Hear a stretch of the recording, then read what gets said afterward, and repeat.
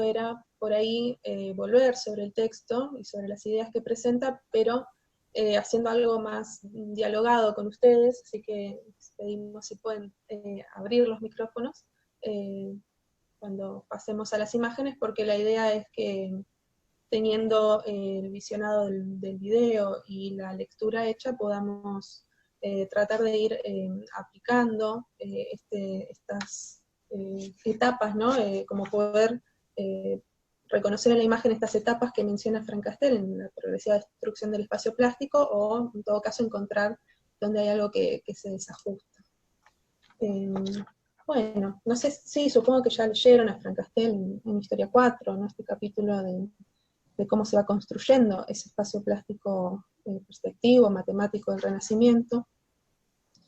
Y me parecía por ahí interesante empezar haciendo una pequeña mención a Frank Castell como teórico, como historiador del arte, para situar un poco este planteo que él hace. Él, bueno, fue un historiador del arte francés, que nació en 1970 ya, y que fue uno de los primeros historiadores del arte en emplear un abordaje sociológico para el estudio de las obras de arte, ¿no? En una perspectiva o un marco teórico, ¿no? Que se nutre del estructuralismo y de la historia social de la Escuela de los Anales. Y esa impronta estructuralista es clara en esta idea de cómo se concibe la obra de arte como un sistema de signos, ¿sí? Como un lenguaje, que es también lo que él lo lleva a decir que no hay formas más válidas o más certeras, o más correctas que otras de representar la realidad, sino que son todos estos sistemas de representación son convenciones, ¿sí? Son sistemas de signos arbitrarios que las sociedades construyen en función de sus visiones de mundo y sus necesidades expresivas y comunicativas en un determinado momento. Entonces, desde esta idea de la obra como un lenguaje, podemos pensar ese repertorio de objetos representados en la obra de arte figurativa, como el vocabulario, ¿no? De ese lenguaje, y los métodos mediante los cuales esos objetos se combinan, podríamos pensarlo como la gramática o la sintaxis de ese lenguaje. Y justamente Frank Castell lo que quiere hacer es estudiar no solamente la iconografía, los motivos, los temas, sino también cómo la estructura del espacio donde esos motivos se despliegan, cómo se va conformando, ¿no? Y eso es lo que llama el espacio plástico.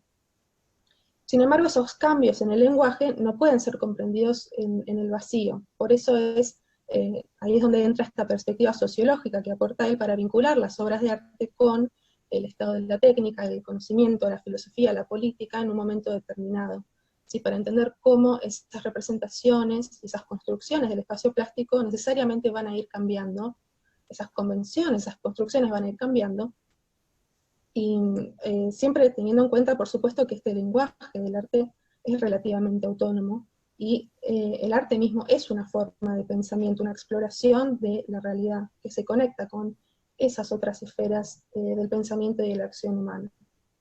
Entonces, como decía, este capítulo es el que sigue de alguna forma que ustedes leyeron en Historia 4. A ver, ahí podés avanzar. Sí. Y comienza haciendo un repaso de estos espacios plásticos que se fueron sucediendo, estas construcciones, hasta llegar al punto en el que comienza a desintegrarse o a destruirse en el último tercio del siglo XIX. Entonces comienza reponiendo este espacio plástico medieval, que es un espacio compartimentado, donde no hay un relato unificado en torno a un centro único de interés, sino que las escenas se despliegan y proponen incluso una lectura diacrónica, donde la ilusión de profundidad y de tridimensionalidad no tiene lugar, no porque los artistas medievales fueran incompetentes, sino simplemente porque no era lo que buscaban expresar. Hay una idea de lo divino que no puede ser aprendida con la mera sensación, sino que requiere un ojo interior, ¿no? Como podríamos pensar, ¿no? Partiendo de esta filosofía de Plotino, por ejemplo, ¿no? Que recuperando las ideas de Platón, incorporándolas al pensamiento cristiano, plantea estos grados, ¿no?, de alejamiento, de acercamiento hacia lo uno, y la materia como el otro polo, y entonces esa materia, ese mundo que se nos ofrece las sensaciones, no es relevante para acercarse a eso divino, más bien hay que rehusar todo eso, y de esa forma llegamos a este espacio aplanado, donde los detalles en los distintos planos se presentan de igual forma, es decir, no tenemos esa ilusión de profundidad simplemente porque no es el espacio real concreto el que se está invocando necesariamente, sino un espacio más bien espiritualizado, es una imagen simbólica, intelectual, que indaga desde otro punto de vista, ¿no?, desde el punto de vista empírico, experimental, el mundo. ¿Estamos? No obstante, como ustedes saben, esto va transformándose de cara a los experimentos, a los primeros experimentos sobre la perspectiva matemática lineal de Brunelleschi, en obras como la de Cimabue o la de Giotto y la de Duccio más adelante, donde de manera intuitiva ya se empiezan a pensar algunos indicadores espaciales que empiezan a sugerir algo de esa profundidad, como vemos en este caso en ese trono, ¿no?, con esta construcción arquitectónica, que presenta ciertas líneas de fuga, pero no hay un punto de vista central unificado, y de hecho esa compartimentación la seguimos viendo en esta división, ¿no?, entre el plano inferior, donde están los profetas, los ángeles en los costados, y esa Virgen en el centro, que además presenta esta perspectiva jerárquica que no se condice con la observación real, sino con una imagen simbólica, como decía. Pero, como decía, algo de esos indicadores y esa observación más naturalista ya se empiezan a ver en la representación de ese trono, en cierto escorzo, y tal vez algo del naturalismo en esos pliegues que, aún siendo convencionales, empiezan a mostrarse menos rígidos. ¿Vamos? Y todo esto todas estas búsquedas van a culminar en el descubrimiento o redescubrimiento de la perspectiva lineal, ¿no?, que algunos sostienen que tal vez los griegos ya lo hubieran manejado, de una forma u otra la historiografía considera que la vuelve a poner sobre el mapa las artes visuales Brunelleschi, cuando cerca de 1415 y 1420 realiza esas dos vistas famosas que no se conservan, pero sí las conocemos a través de relatos de contemporáneos, del Baptisterio de Florencia y del Palacio de la Signoria. Y justamente lo que encontramos en estos hombres del Renacimiento, imbuidos de esta filosofía humanista que pone al hombre como centro y medida de todas las cosas, es sí una necesidad de explorar ese mundo visible desde la experimentación y desde el punto de vista de la persona, ¿no?, ya tomándolo como centro más que ese mundo divino. Y en este punto necesitan herramientas, ¿no?, para construir un espacio ilusionista que permita generar la impresión de profundidad y de tridimensionalidad sobre una superficie que es objetivamente bidimensional. Para eso, estos artistas que descubren o redescubren la perspectiva lineal se van a valer de los elementos y la óptica de Euclides, ¿no? Esta geometría euclidiana va a aportar algunas herramientas para empezar a construir ese espacio ilusionista, que digamos que en Brunelleschi estaban esbozadas y que luego las va a sistematizar Alberti en su tratado sobre la pintura. Y en esa sistematización que hace Alberti, digamos que se cristaliza una idea de un espacio cúbico, o escenográfico, también lo llama Frank Castell. Y ese espacio cúbico va a sentarse sobre tres hipótesis. Bueno, la primera obviamente que ese espacio nuevo que se quiere representar es geométrico y tiene la forma de un cubo, que todas las líneas de fuga se reúnen en un punto situado al fondo del cuadro, ¿sí? Se proclama el punto de vista único. El punto de fuga donde convergen esas líneas coincide con el ojo de un espectador inmóvil a 1 metro del suelo, y la representación de las formas por los valores y la luz debe coincidir con el esquema de representación lineal, ¿sí? Esto es algo que se resuelve a partir del claroscuro.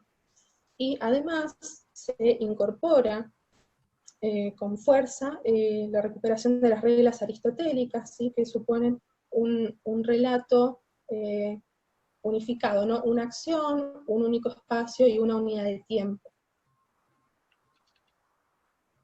¿Pasamos? Algunas imágenes que ustedes ya conocen, ¿no? Como para ver todas estos principios, cómo actúan sobre la construcción de la imagen, ¿no? Una línea de horizonte que coincide con las cabezas, ¿no? Los ojos, la altura de los ojos de estos personajes, un punto de fuga situado aproximadamente en el centro, en la composición, donde además está el personaje más importante de la Virgen, y por supuesto un relato totalmente unificado, ¿no? Una narración de esa acción que tiene lugar en un momento concreto. No tenemos esta compartimentación ya del espacio medieval que nos obliga a desplazar nuestra atención de una escena a la otra, sino que puede haber escenas secundarias, pero todo confluye en una acción central.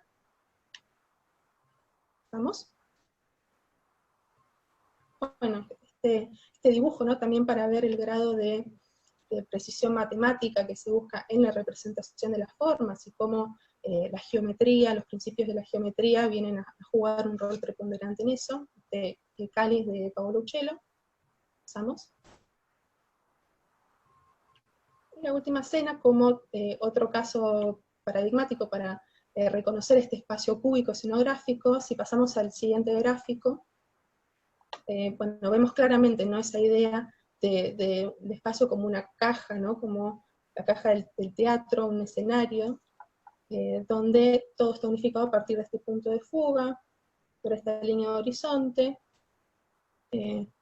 y claramente esta es una representación basada en las leyes de la matemática que, no obstante, muchas veces se tiende a pensar como la única representación fidedigna del mundo, pero Frank Castell nos deja en claro que en realidad este espacio cúbico es una convención, es una construcción, retomando ciertos principios de la geometría, de las matemáticas, pero que simplemente es una forma más de construir el espacio plástico. Y es este espacio plástico entonces el que va a empezar a ser cuestionado y va a empezar a ser transgredido en la última mitad del siglo XIX. No obstante, antes encontramos, sí, ciertas transgresiones de ese espacio en la pintura romántica, en la pintura realista, aunque para Frank Castell esos intentos son muy parciales o simplemente se limitan a una renovación de los temas, pero en lo esencial no afectan la estructura del espacio plástico. Pasamos.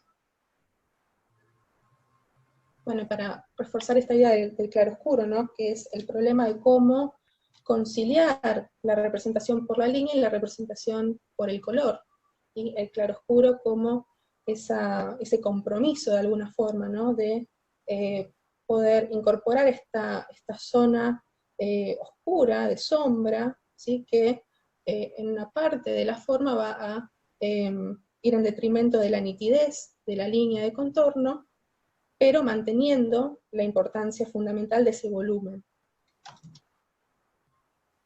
¿Seguimos? Bueno, acá me inserto yo.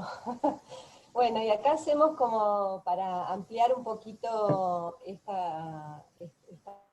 espacio plástico tradicional, como lo llama Frank Castell, algo que vamos a desarrollar un poquito más con el video que les voy a mandar entre mañana y el sábado, en relación a el observador moderno, esta transformación, no solamente en los modos de representación que va construyendo el hombre respecto de la representación del espacio, sino también cómo se va construyendo, cómo esto tiene que ver en realidad también con una forma que asume el observador, el hombre, el sujeto como observador del mundo, no tanto como espectador. Va a ser Jonathan Crary en este texto que les venimos citando reiteradas veces, que este es un texto transversal que nos permite también ir comprendiendo la complejidad de este régimen de visión de la modernidad que se modifica en el siglo XIX y que va justamente a producir estas rupturas también en el orden de lo representativo, y tiene que ver con una idea de sujeto en clave observador, es decir, como alguien que ve, ¿no? Es alguien que ve, pero que ve dentro de un conjunto determinado de posibilidades, dice Crary, y que se haya inscrito en un sistema de convenciones y de limitaciones, ¿no? O sea, que el modo en que los hombres van a representar su mundo, digamos, también tiene que ver con un modo en el que construye esa observación del mundo, ¿no? Y eso también es una construcción y que está atravesada por múltiples conocimientos, múltiples discursos que exceden obviamente a los problemas estrictamente de la representación plástica del mundo, ¿no? Y que tienen que ver con determinados descubrimientos de la técnica, bueno, no matemática, cómo se va a aplicar algo que es estrictamente de la matemática, como es la geometría euclidiana, para ir hacia la perspectiva.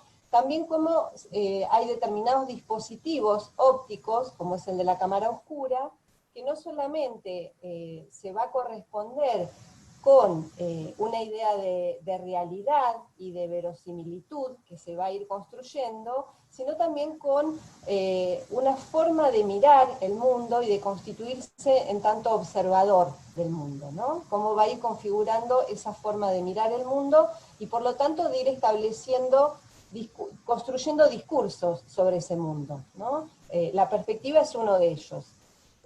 Bueno, la cámara oscura, que bueno, se sabe que en realidad ya desde el siglo X se conocía, y bueno, básicamente se empieza a hablar de la cámara oscura en el mundo árabe, mucho antes que en Occidente, pero bueno, también se dice que en Aristóteles en el siglo IV a.C. también había hecho una referencia a la cámara oscura, pero todavía no se había establecido una relación entre la cámara oscura y la visión del ojo humano, ¿no?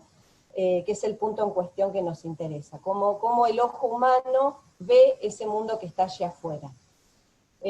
Bueno, y fue en el Renacimiento, justamente, en este momento en el que la perspectiva se constituye como, y esta idea de espacio plástico que describía recién Inés, que se constituye como la forma, ¿no?, de representar el espacio de allá afuera.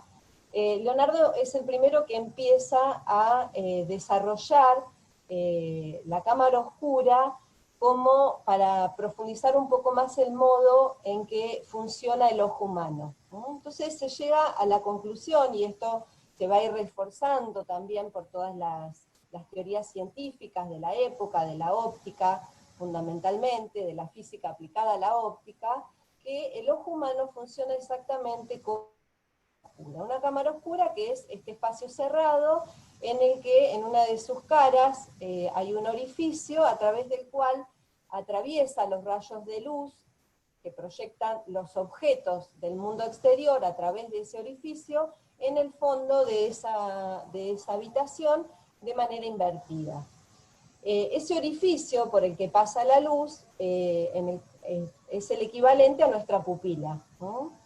Entonces, nuestro ojo funcionaría, la retina, ese fondo del ojo, funcionaría exactamente como esta pantalla en la que se transmite exactamente de manera idéntica el mundo que está allá afuera en el ojo humano, y esa imagen es transmitida al cerebro tal cual existe en el mundo allá afuera, digamos, ¿no? Entonces, el ojo y lo que está en el ojo, que es la córnea, que luego será el equivalente a los lentes que se van a ir incorporando a la cámara oscura, es un medio traslúcido, digamos, ¿no? O sea, la visión como la visión y por lo tanto la percepción del mundo también, como una reproducción mecánica, una refracción mecánica, física en este caso, del mundo objetivo allá afuera hacia el interior del ojo humano.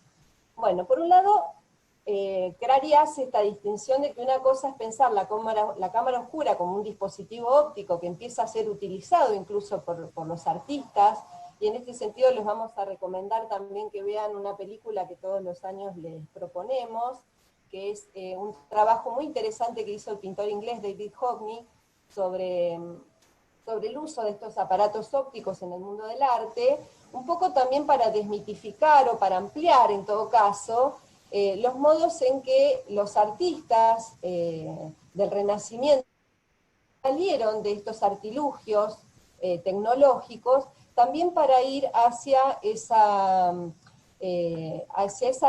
verificación respecto del mundo real que está allá afuera, ¿no?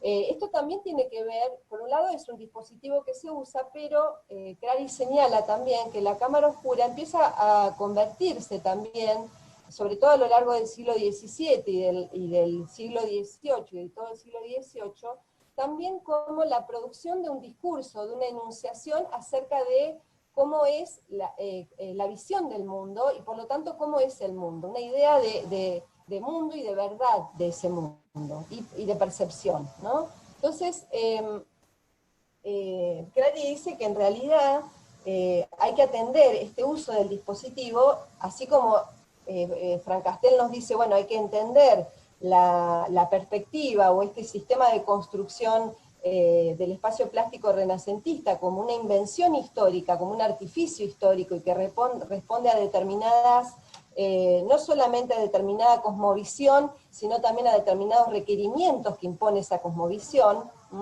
Bueno, la cámara oscura también hay que entenderla en esta clave de una imbricación de cuestiones que exceden lo meramente técnico del aparato o que exceden incluso lo meramente artístico, ¿no? En el caso de su uso, y que tiene que ver con responder a una idea de mundo, una idea de realidad y una idea de sujeto cognoscente, digamos, ¿no? De sujeto que conoce ese mundo y cómo lo conoce. Y dice Crary, ¿no? Que durante los siglos XVII y XVIII, entonces, esa cámara oscura fue un modelo que sirvió para explicar la visión humana, ¿sí? Y para representar la relación de ese sujeto que percibe el mundo y que conoce el mundo a partir de esa percepción, de la posición que ocupa en el mundo, ¿sí?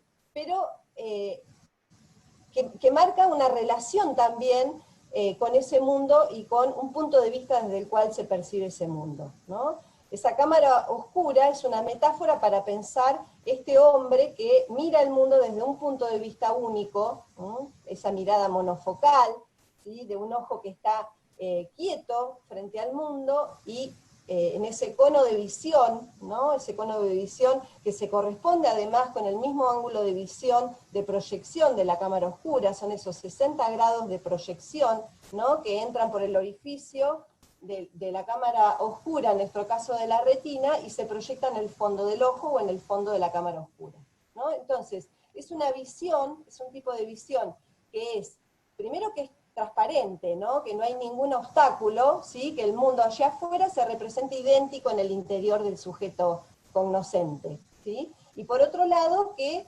es una visión fija, ¿no? Una visión arraigada en un punto fijo del mundo. Entonces, dice Crary que durante estos 2 siglos, esta metáfora o este dispositivo óptico le permitió tanto al pensamiento racionalista como empirista del siglo XVIII, por ejemplo, decir que, bueno, que la observación conduce evidentemente a deducciones verídicas sobre el mundo, ¿sí? La proyección del mundo real en el fondo de la retina tal cual es, ¿no? Y por lo tanto bueno, una forma de dominio de esa visión también, ¿no? También estos aparatos se tradujeron o se reinventaron en otros dispositivos más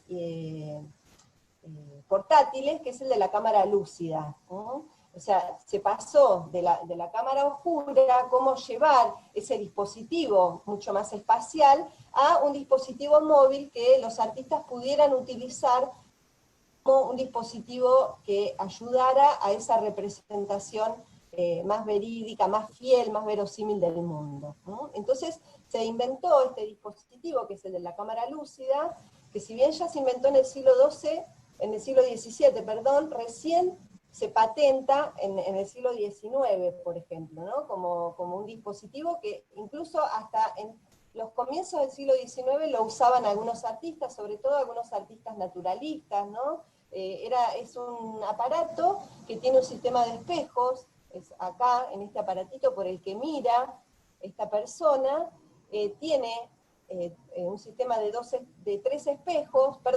espejos, que proyecta sobre este plano la imagen que está viendo. O sea, se superponen dos imágenes en realidad. La imagen aquí afuera con la imagen proyectada sobre este espejo que está aquí, ¿no? Y yo veo a través de este visor, veo la imagen real, en este caso esta esculturita, por ejemplo, y veo lo que estoy haciendo en el papel, ¿sí? Como un montaje de dos imágenes. Entonces yo puedo copiar lo más parecido posible la forma de ese objeto, lo más real posible la forma de ese objeto que estoy copiando, pero también incluso copiar los colores, las tonalidades de los colores, ¿no? Para algunos pintores. Bueno, la cámara lúcida es un objeto que se difundió muchísimo, hay distintas versiones, algunas son mucho más sofisticadas, pero bueno, fue un objeto de aplicación en el mundo del arte, y que bueno, que a veces fue ocultado también, o fue solamente reconocido en el mundo de la ilustración científica, porque es un artista que sabe dibujar y que maneja las herramientas de la perspectiva y del dibujo matemático, no necesita de este artilugio, por ejemplo. Bueno, acá hay distintas versiones de este objeto de la cámara lúcida, que bueno, Perdón, ya lo van a profe, ver. ¿Cómo? una pregunta. Entonces, más o menos la diferencia entre una cámara oscura y una cámara lúcida sería que la cámara lúcida tiene como una especie de refracción Sí. de la luz que viene del fondo, y la cámara Primero oscura no. que la cámara lúcida supone que ahí está en la luz, digamos, ¿no? Viene Claro, o sea, ya no estás en el cuarto oscuro, digamos, en el que entra la luz y se proyecta la imagen sobre el fondo, sobre una tela que podemos poner en el fondo y dibujar sobre esa tela, sino que es un dispositivo pequeñito como es este, o algunos más grandes como este que mostraba acá, por ejemplo, pero que funciona a través de una proyección y eh, eh, no me sale la palabra, se vuelve a proyectar esa imagen por un sistema de espejos. Es como las cámaras reflex, por ejemplo, que pueden llegar claro. a conocer ustedes. Sí, sí, Es un sí. sistema de espejos que está asociado a esa lente, por la cual veo, y que me permite ver tanto el objeto que quiero copiar como el papel sobre el que estoy trabajando. Es como Claro, aplicar el funcionamiento de la proyección de la cámara oscura a, primero primero se hicieron estos dispositivos en los que se intentaba reproducir la cámara oscura en una escala más pequeña que pudiera trasladarse, ¿no? Que no sea un cuarto construido arquitectónico, sino que sea un dispositivo móvil. Y después se crearon otros que uno trabajaba a plena luz, digamos, ¿no? claro. ¿Se Listo, entiende? entendí. ¿Sí? Sí, sí, sí, entendí, gracias. Acá, por ejemplo, se ve claramente en esta mesa de trabajo, uno trabaja sobre esta mesa que está acá, Claro, ¿sí?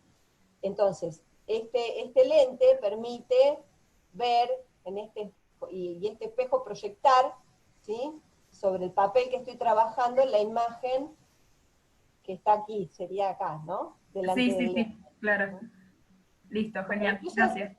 se hicieron aparatos mucho más sofisticados con esto lo muestra muy bien Hockney también en la película, ¿no? Con capacidad de enfoque y desenfoque, por ejemplo, porque el problema que tenían también en el uso de estos dispositivos para aplicarlo a la pintura directamente, o era o el tamaño de la proyección o el problema del foco y el fuera de foco. Entonces, todos estos dispositivos fueron acompañados también por el desarrollo de la óptica y de los lentes que se fueron aplicando a la cámara oscura y a este dispositivo en particular que es la cámara lúcida.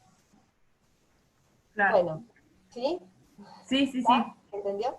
Sí, sí, sí, muchísimas gracias. Bueno, y para terminar con esto, bueno, por un lado, volver sobre esta idea de que la cámara oscura lo que hace es, de algún modo, legitimar ese punto de vista único del individuo, ¿no? Y fijo. Por otro lado, esta idea, que es la que también se va a poner en discusión en el siglo XIX, y que yo lo voy a desarrollar un poco en el video este que les voy a mandar, que es la idea de que la percepción justamente del mundo está descorporizada, digamos, ¿no? No tiene que ver tanto con una experiencia sensible o subjetiva del cuerpo, sino con cómo el cerebro puede traducir una proyección fiel del mundo real que se hace en ese fondo del ojo, ¿no? Entonces pareciera que es una vista que está descorporizada, ¿sí? El ojo es asociado a ese orificio, a ese lente de la cámara oscura, ¿sí? No hay cuerpo, ¿sí? No hay sujeto sensible, sino que es meramente una cuestión física, ¿no? Mecánica y física.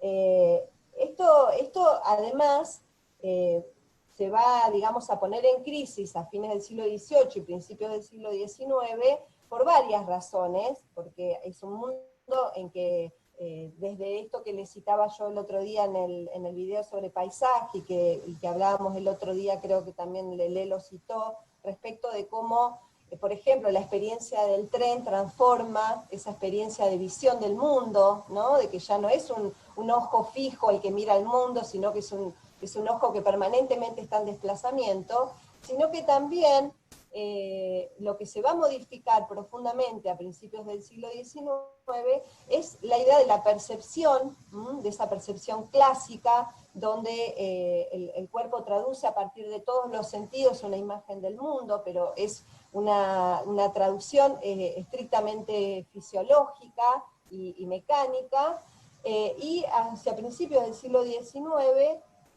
a partir sobre todo de la teoría del color de Goethe, se va a transformar esa idea de la percepción, no lo voy a desarrollar ahora, simplemente lo dejo ahí planteado, pero que también va a incidir profundamente no solamente en la creación de una serie de dispositivos que van a transformar la mirada y la idea de observador moderno, sino también que va a poner en primer plano la subjetividad, ¿no? En la percepción por sobre esa idea de la percepción como una respuesta mecánica del cerebro a una proyección física de la luz, ¿no? De la refracción de la luz que pasa por ese orificio que es la pupila, ¿no? Y la córnea.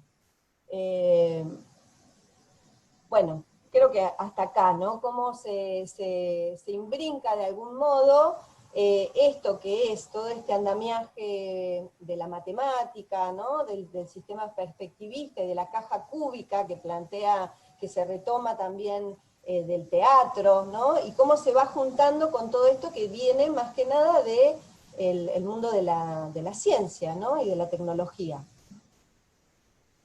Bueno, también hacia el siglo XIX, entonces, cuando la cámara oscura deja de ser una metáfora para pensar la visión y para pensar el sujeto que mira el mundo, pasa a ser directamente un entretenimiento, ¿no? Entonces se crean estas construcciones arquitectónicas a modo de entretenimiento, donde se proyecta una imagen del mundo en estas concavidades en las que podemos ver el mundo exterior, ¿no? Como un espectáculo, como una curiosidad más de entretenimiento que va a haber en el siglo XIX. A eso quedó relegada la cámara oscura, o bueno, básicamente luego va a pasar a ocupar el lugar la fotografía, ¿no? Concretamente, que bueno, lo vamos a ver después. Bueno, listo, hasta acá. Te dejo, Inés, a vos. Bueno, seguimos entonces con el planteo de Frank Castell, ¿no? En relación a qué pasa con ese espacio público a lo largo del siglo XIX, y si aporta algo en relación a eso el romanticismo o el realismo. Frank Castell dice que en el caso del romanticismo, lo que sucede es que se empieza a jugar con este desarrollo por episodios, ¿no? O variaciones, series de imágenes que rompen un poco con esa cuestión aristotélica y ese desarrollo coordinado de las partes hacia un efecto unitario, una narración unitaria, como por ejemplo vemos en esta obra de Delacroix, o en otra que hemos visto antes, La muerte de Sardanápalo, por ejemplo, ¿no? Como ahí hay una serie de acciones conjuntas donde es difícil discernir un centro único de la acción, y además incorporan, ¿no? Estas temáticas más del ámbito del orientalismo y un mundo de la imaginación y de la fantasía, que contribuyen a renovar, en todo caso, dice Frank Castell, el espacio mítico del arte, más que esa representación cúbica. No obstante, a ver si pasamos a la siguiente. Bien, bueno, con Ingres también, no obstante vemos que hay algo de ese espacio que se empieza a quebrar, aunque no haya una intención programática de transformar ese espacio, en la medida en la que se empieza a trabajar con otras figuras, otros agrupamientos de esas figuras en el espacio, que se empieza a experimentar con algo de lo representado, también ese espacio empieza a enrarecerse, a rebatirse o a presentar cualidades que lo aplanan, ¿no? Y ya no estamos en presencia de esa profundidad que nos abre como esa ventana al mundo, aunque por supuesto en este caso persiste, hay indicios de que algo de eso se va a ir quebrando. Pasamos. Como es el caso concreto de un artista como Courbet, ¿no? Que esa pintura ya mucho menos ilusionista, menos cargada también, ¿no? Ese paisaje es casi como un telón de fondo que achata la imagen, no hay algo de ese espacio que se empieza a comprimir y que se empieza a hacer evidentemente más plano, pero esas convenciones de la representación persisten. Hay una segregación de planos, hay todavía ese uso del claroscuro, ¿no? Claramente, pero lo que claramente resulta innovador son esos cuerpos totalmente distintos y antagónicos a la tradición clásica que empiezan a incorporarse en la pintura. ¿Estamos? Bueno, lo mismo en esta obra, ¿no? Que también presenta una construcción espacial sumamente interesante, compacta, que difícilmente podamos concebir como una representación ilusionista de ese espacio. Pero bueno, Frank Castell dice esto, ¿no? Es como, en realidad es una renovación de los temas y el espacio en todo caso es algo secundario, pero ya hay algo ahí que empezamos a observar, como desde luego ya esas líneas de fuga, ¿no? Y esa construcción más matemática del espacio ya es dejada de lado, y en todo caso volvemos a una representación más, como una perspectiva más aprendida en todo caso, ¿no? Que es incorporada por el haber visto y trabajado, ¿no? Y estudiado estas imágenes, pero que ya no constituye la base de la construcción de la imagen. Entonces se empiezan a producir estas ambigüedades, ¿no? Espaciales. Sí, como que el problema empieza a ser otro, claramente, ¿no? Claro. Y tiene que ver con esto que veníamos trabajando también dentro del realismo, de esa cercanía con el motivo, ¿no? Con lo representado, no. Es como en los picapedreros, que la referencia del espacio, de dónde están esos picapedreros, o en este caso, bueno, sí, las señoritas orillas del Sena, está en el título, la referencia espacial, ¿no? Pero no es el punto central en cuanto a la construcción de la imagen, esa representación del espacio. sino un acercamiento a estos sujetos, ¿no? En este caso los picapedreros, o en este caso estas señoritas, que un poco esto que hablaba Lelé cuando lo vimos en particular a Courbet, y bueno, ¿quiénes son estas señoritas? ¿No? Como un acercamiento a pensar más en los sujetos que en el espacio en sí, digamos, ¿no? Ujú. Bueno, en el caso de Corot, lo interesante es esta idea de empezar a pintar al aire libre, de empezar a concebir la luz como un factor clave en la representación de esa espacialidad también, que ya no es la luz, la fuente única de luz del estudio, sino que hay una mirada claramente naturalista que también va a sentar un poco los fundamentos de las posteriores búsquedas de los impresionistas.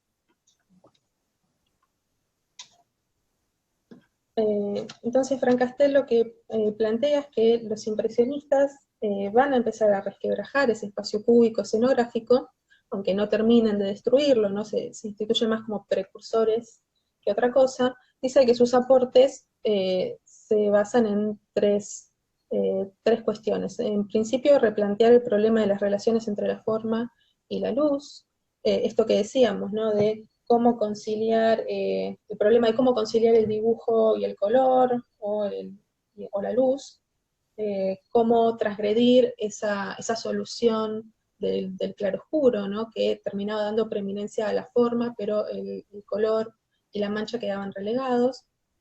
En segundo lugar, replantear el problema de la triangulación del espacio, ¿sí? Esto tiene que ver con correr ese punto de fuga central, desplazarlo hacia un costado, hacia otro, para generar espacios oblicuos, ¿sí? Que presenten puntos de vista más bien inéditos en relación a esa tradición, ¿no?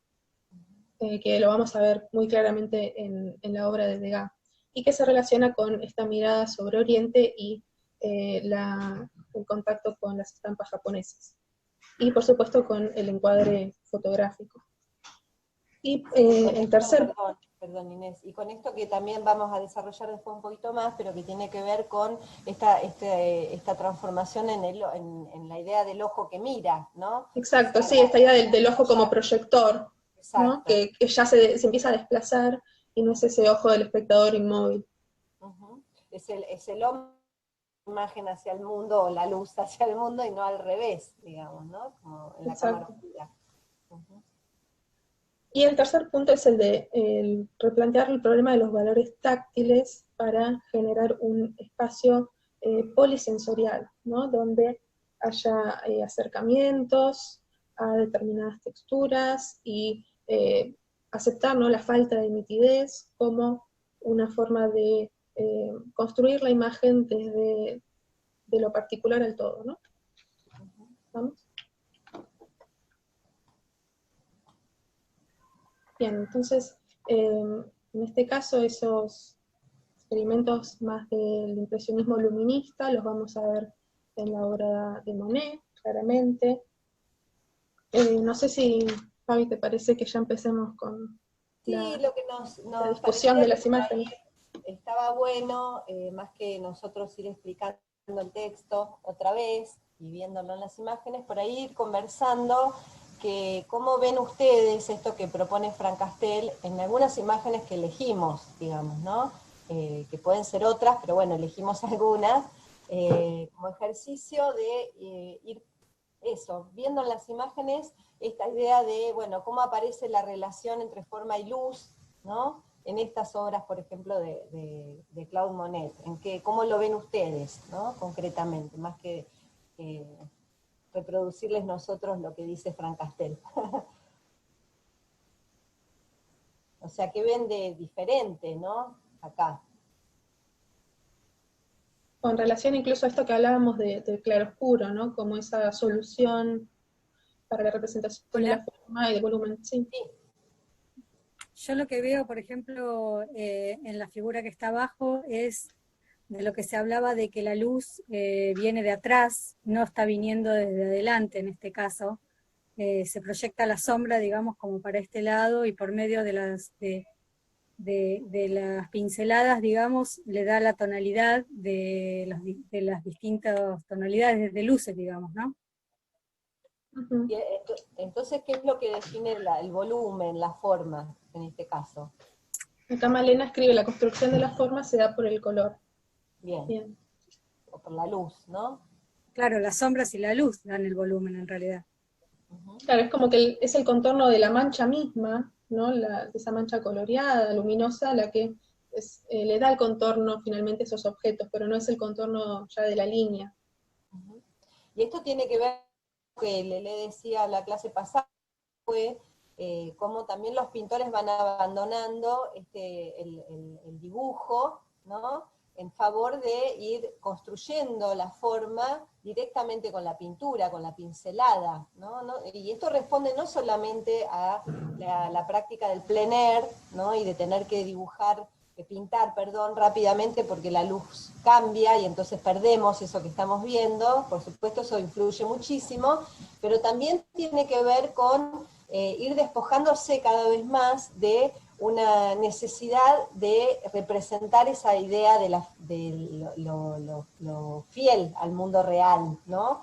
Y por lo tanto la cuadrícula, el dibujo, el color que rellena esa forma dibujada, y entonces la forma empieza a ser construida cada vez más a partir de esa mancha de color o de luz, ¿no? Más que de un dibujo definido, ¿no? Un contorno. Sí, piensen que contemporáneamente a las obras de los impresionistas, los artistas que seguían trabajando en la línea del academicismo, seguían construyendo las figuras a partir de un dibujo preparatorio, a veces incluso el uso de una grisalla, ¿no? Que ya iba marcando esas zonas de sombra y luz, mientras que los impresionistas, en todo caso, si hay un dibujo preparatorio, es muy veloz y con colores claros, ¿no? La paleta se aclara también para poder dar lugar a esa luminosidad, una luminosidad cambiante, además que no es siempre el mismo tipo de iluminación convencional, sino que hay, en este caso claramente no tenemos estas series que realiza Monet, donde un mismo objeto, un mismo motivo, es representado en distintos momentos del día, para poder captar, ¿no? Esas transformaciones de la luz y de la atmósfera. Después también, un poco lo que decía, al menos lo que estaba leyendo acá, el tema del uso del color, colores como verde o colores más fríos para indicar un alejamiento en vez de una composición más calculada de un horizonte alejado. Sí, hay algo de eso, En el de que viene arriba, de la por ejemplo, lo tradición, vi, sí, con los árboles claro. y las montañas de fondo.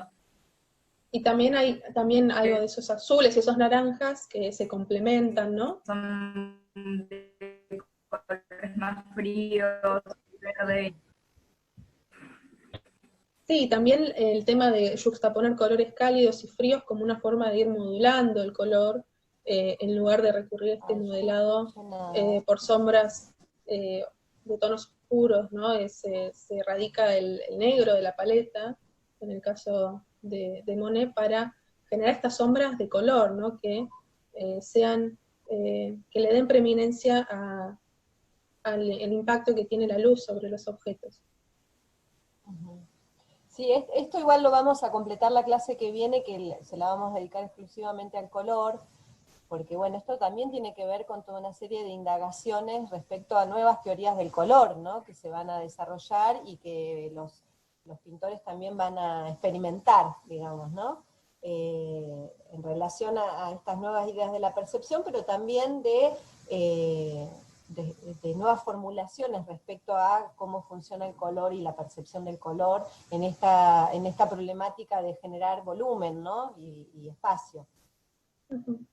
Pero sí, claro que tiene que ver con el uso del color para producir espacio, no solamente la perspectiva, ¿no? Que bueno, esto que señala acá Frank Castell, que dice, bueno, Monet en realidad no está proponiendo una nueva concepción del espacio acá en esta obra, porque uno puede reconocer todavía esos resabios de la construcción espacial perspectivista, ¿no? De renacentista, pero sin embargo empiezan a aparecer otros elementos que funcionan como indicadores espaciales, que es la mancha y el color, ¿no? Y la luz, más allá de la estructura, de esa estructura compositiva de la perspectiva, ¿no? Del dibujo perspectivista.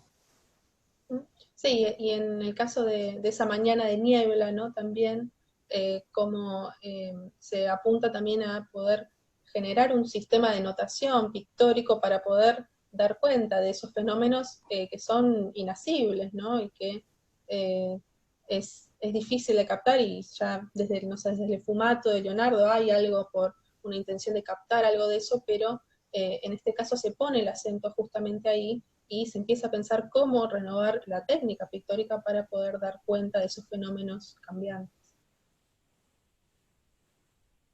O la otra, ¿no? Uh-huh. Bueno.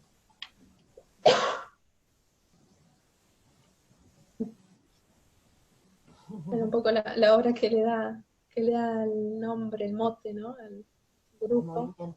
Uh-huh. Y acá. Bueno.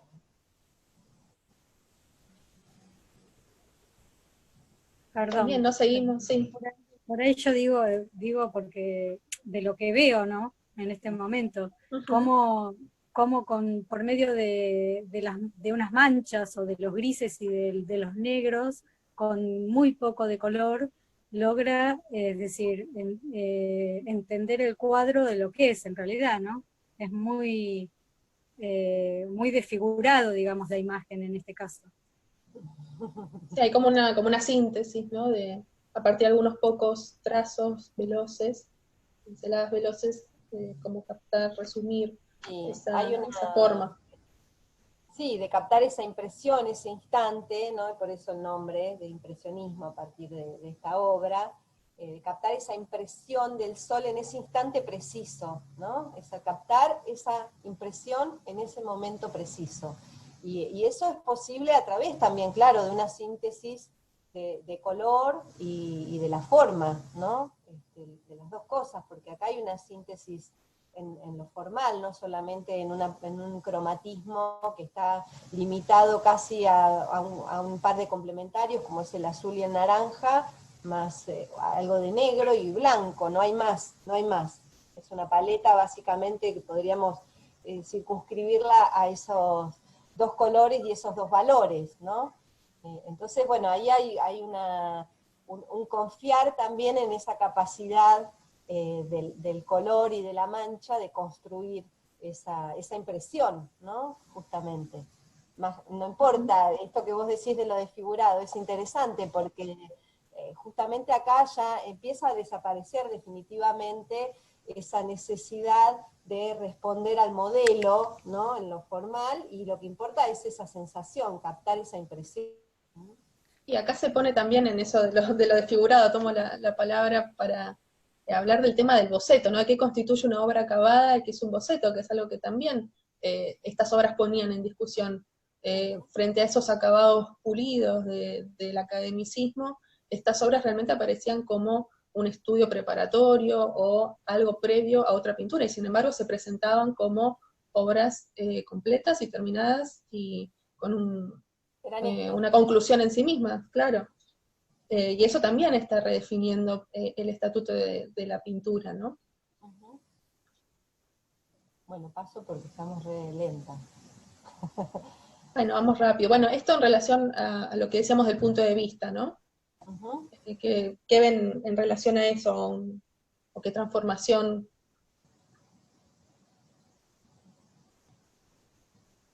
En relación a ese punto de vista de la perspectiva central, ¿no? Y en todo caso, ¿qué se mantiene y qué se transforma?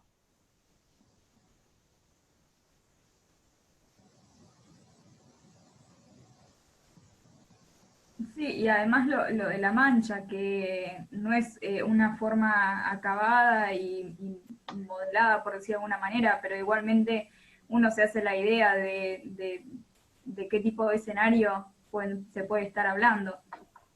Uh-huh. Y en cuanto al punto de vista... Bien, acá mencionan que está el punto de fuga todavía, ¿no? bien. O sea, Quizás el punto de permanece, fuga, perdón, sí. quizás que tenga un corrimiento hacia un costado. Para mí se rompe igual como con el punto de vista como del ojo único o quieto posible también.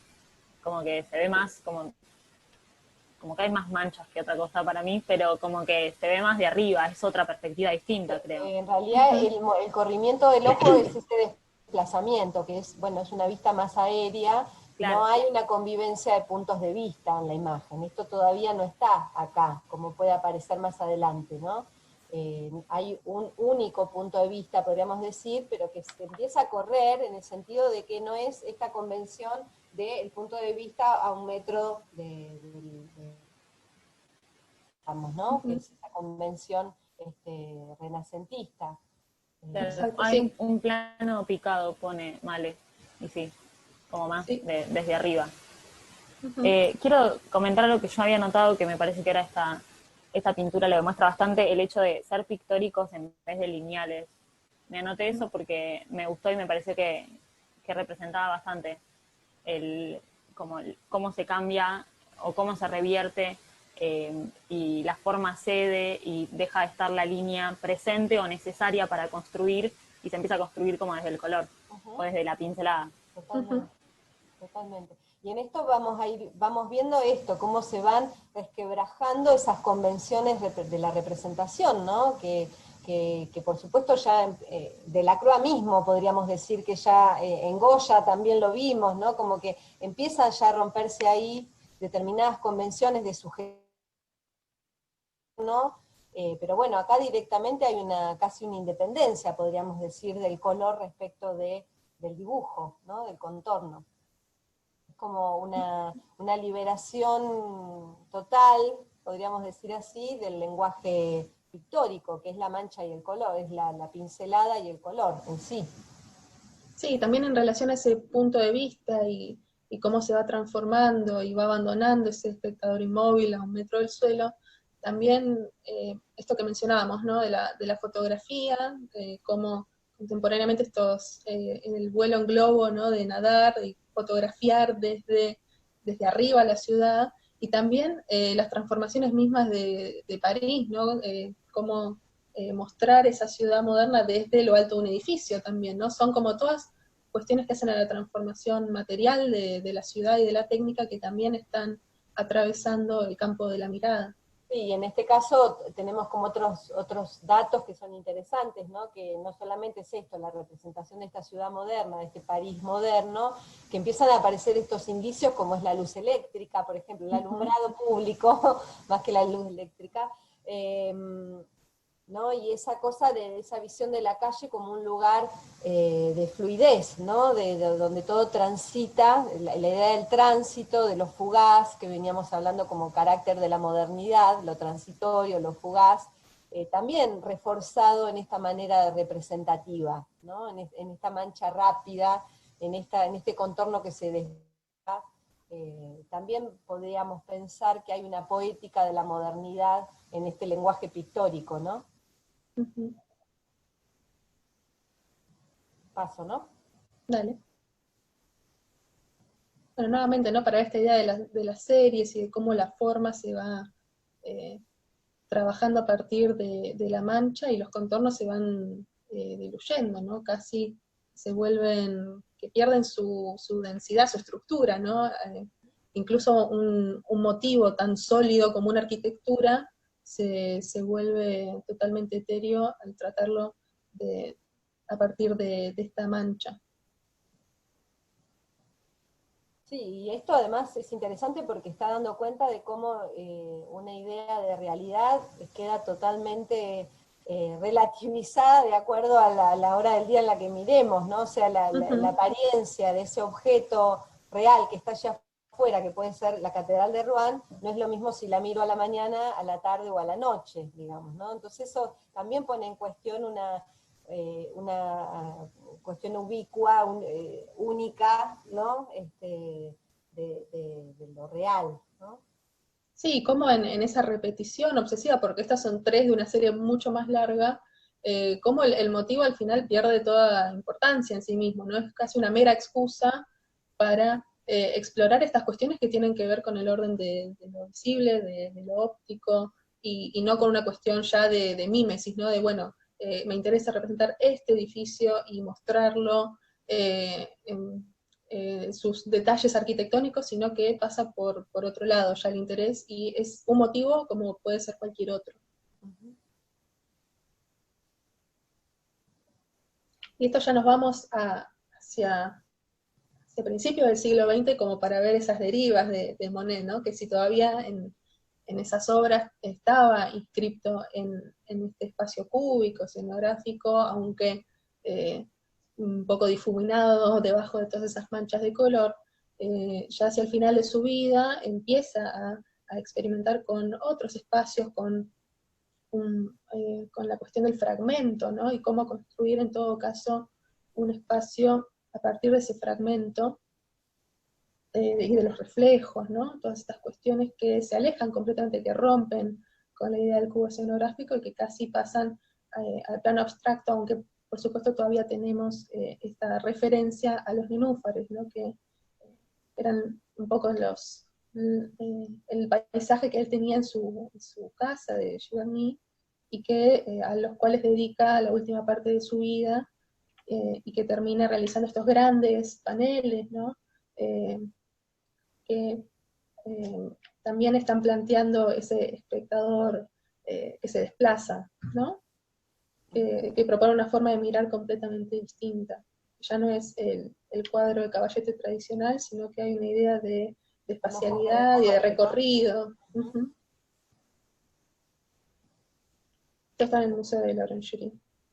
Le robamos esta obra a Lelé, que siempre le gusta hablar de eso. Lelé, ¿podés decir algo de los nenúfares?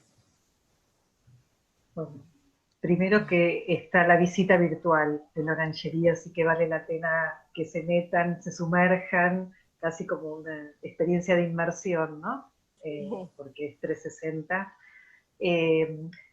Es decir, esa pintar los reflejos justamente da por, desestabiliza totalmente, ¿no? La tradición espacial renacentista definitivamente.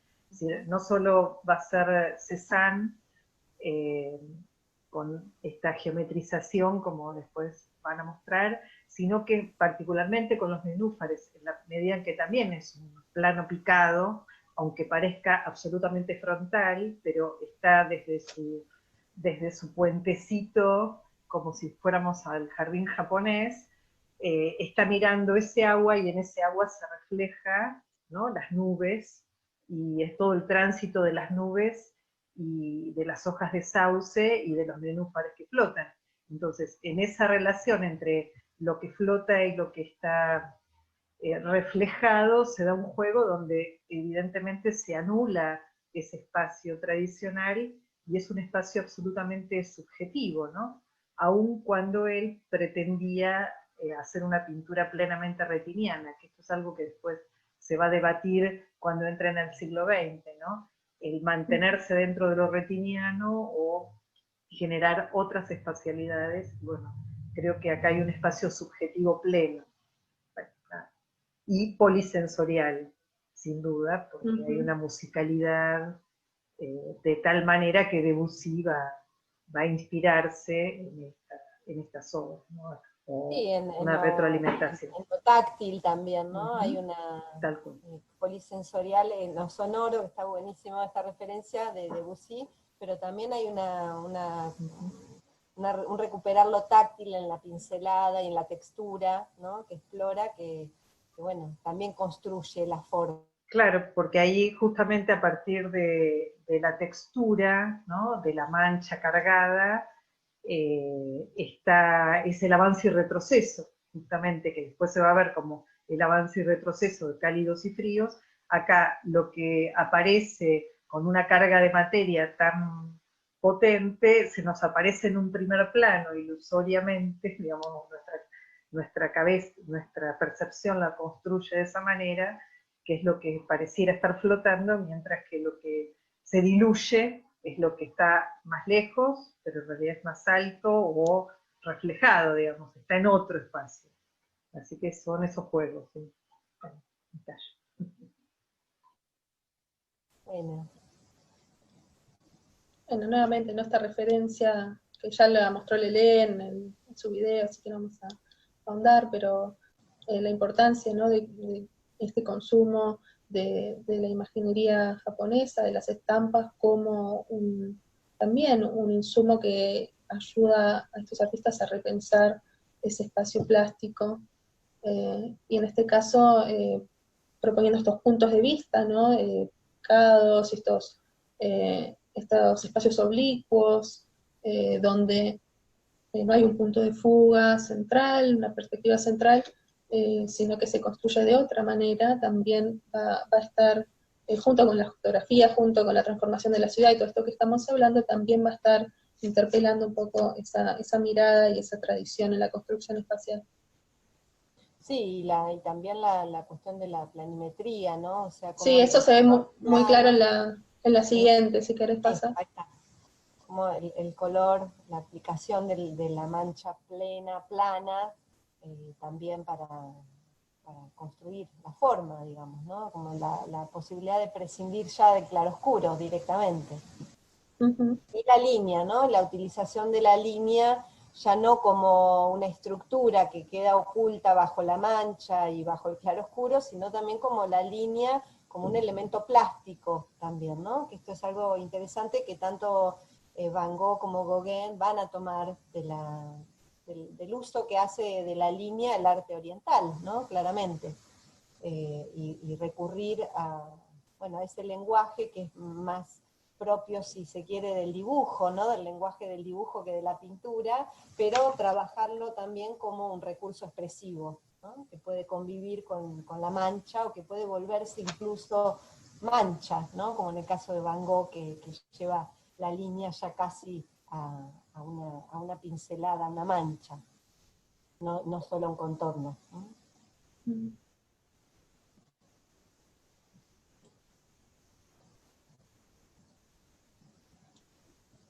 ¿Entienden el concepto de triangulación del espacio? Porque siempre queda un poco confuso.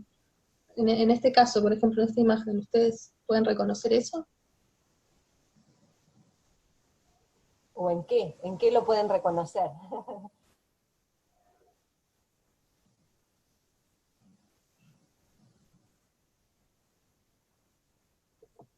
¿No? ¿Cómo es el punto de vista? ¿Dónde se coloca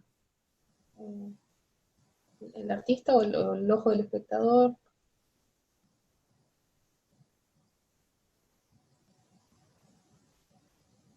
Perdón, yo tengo una consulta. ¿Tiene que ver lo de la triangulación del espacio con un recorte de que se hace el espacio a manera de representación de un fragmento, de algo detallado, de hacer el enfoque en un detalle y que sea eso lo que se represente? A veces tiene que ver Hacer del detalle un espacio. A veces tiene que ver con una representación fragmentada del espacio, pero principalmente con este punto de vista como oblicuo, ¿no? Que conduce la mirada como en diagonal. Recuerden, a mí me sirve siempre ese ejemplo para explicarlo. La Virgen de las Rocas, por ejemplo, de Leonardo, ¿no? Que claramente es esa construcción piramidal, central, ¿no? Que responde no solamente a un espectador en un lugar emplazado, sino también a cómo el pintor construye ese recorte, ¿no? Y construye la escena. Ahí está clarísimo ese triángulo compositivo que, bueno, acá desaparece, ¿no? O se va corriendo, se va proyectando o se va elevando, o se va yendo hacia otro vértice, ¿sí? Entonces desaparece la centralidad, ¿no? Ese punto central, ¿no? Del cuadro, y empiezan a aparecer. Está bien lo que vos señalás del fragmento, porque al correrse también esto empiezan a aparecer como una narrativa, también por fragmento, que incluso hasta se van del encuadre, ¿no? Como empiezan a llevarnos la mirada al fuera del cuadro, ¿no? ¿Qué pasa acá en esta escena, por ejemplo, ¿no? O sea, podríamos decir que el triángulo acá, el triángulo acá se corre hacia esta diagonal, ¿no? Hacia esta parte del cuadro de la izquierda, pero empiezan a aparecer estos fragmentos, son fragmentos porque que hay pedazos que quedan fuera, ¿no? Del relato que vemos. Entonces, se empieza a incorporar eso también como una forma de narrar algo que excede a este momento, incluso, ¿no? Este momento es un momento, ¿no? Y hay un montón de otras cosas que están sucediendo por fuera de esta imagen, pero que la imagen las puede contener en ese fuera de campo, incluso, ¿no? Profe, puede tener entonces que ver un poco, yo no lo había entendido mucho, pero puede tener que ver también con la incorporación como del movimiento, como con la intención de representar también el movimiento. Ahora justo agarramos a, bueno, las bailarinas de Degas, que es como más claro tal vez, pero esto de lo oblicuo o las diagonales para construir, y también la intención de representar el instante o representar el movimiento, como que ayuda también a que, o tiene relación con que también cambie esa disposición del espacio. Sí, claro, sí, tiene mucho que ver con eso, y tiene que ver también con cómo resolver, por eso esta imagen anterior, o esta, es interesante para ver cómo esa diagonal, en este caso, va en la otra dirección, la diagonal va hacia la izquierda, ayuda también a construir una espacialidad, ¿no? Claro. Lo que está... el tratamiento pictórico, fíjense que tampoco es tan distinto entre esto que pasa acá adelante de lo que pasa acá atrás. Sin embargo, construimos esa espacialidad porque no solamente porque hay una cuestión de tamaños, ¿no? Que son indicadores espaciales, sino también porque hay una diagonal que me genera ese espacio, ese otro espacio que está allá atrás, digamos, ¿no? O sea, esa triangulación tiene que ver con varias cosas, ¿no? Pero en principio tiene que ver con que se corre ese ojo que mira del centro, ¿no? Hay un corrimiento, y empiezan a aparecer estas diagonales, como en este otro que veíamos, perdón que pasó rápido, acá también, digamos, ¿no? Menos quizás en este, pero ya aparece también algo de eso, ¿no? ¿Se entiende? Sí. Creo que sí, O sea, en realidad la triangulación del espacio está de por sí en la representación de la perspectiva central. El tema es cómo ese triángulo se va desplazando libremente. O sea, acá sigue estando esa concepción del espacio, digamos, perspectivista, si querés, de ese cono, ¿no? Pero empieza como a desplazarse hasta que, bueno, finalmente vamos, no sé si hay puestas acá, a ver, bueno, acá, ¿no? ¿Qué pasa en esta imagen con eso?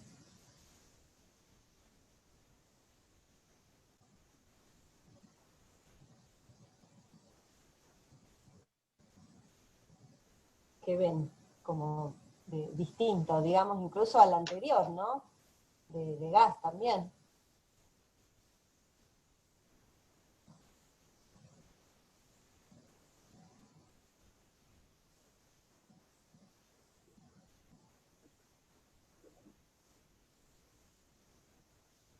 Es un punto de vista mucho más picado en este caso, ¿no? Sí, y también hay como un enfoque en la figura de la bailarina, y todo lo demás es como mancha, casi monigotes en algunas figuras. Sí, como cuáles son las referencias, cómo podemos reconstruir nosotros en la mirada de esta imagen el espacio, dónde está esa bailarina, digamos, ¿no? ¿Cuáles son los indicadores del espacio en este caso, ¿no? Que es un escenario, ¿no? La estrella bailarina en el escenario. Hay un título que me ubica, pero cuando voy a buscar en la imagen eso, ¿dónde está ese escenario? ¿Cuáles son los indicadores del espacio-escenario? El piso está como, es decir, no se sabe dónde está apoyada, si no fuera por la pequeña sombrita del pie.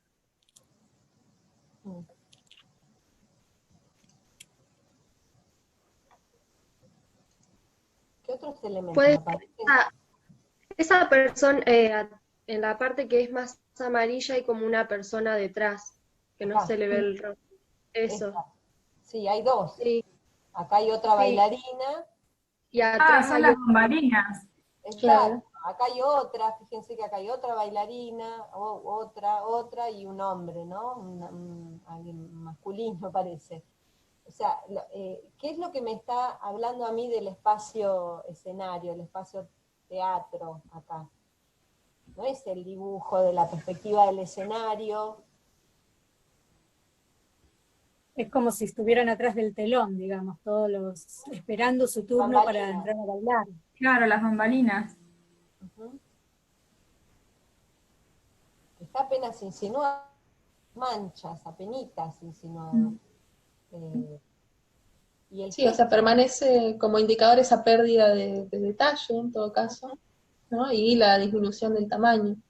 Pero ya no hay un punto de fuga reconocible en la imagen, ni líneas, ¿no? Ortogonales que podamos trazar. sí, también hay algo en este captar ese instante del saludo de la bailarina, ¿no? Del saludo ¿cómo se llama? El movimiento de la bailarina, que también me lleva y la totalidad del vestuario, ¿no? Que me remite a una escena concreta, un escenario. Pero fíjense que no necesita construir todos esos indicadores del escenario para hablarme del teatro, para hablarme de la actuación o de la danza en el teatro, ¿no? Hay como otras formas de construir espacialidad, ¿no? Otros recursos formales, ¿no? En cuanto al lenguaje pictórico de la luz también, y de las sombras, pero también de recursos simbólicos, si se quieren, ¿no? O detalles que me van informando a mí acerca de ese espacio.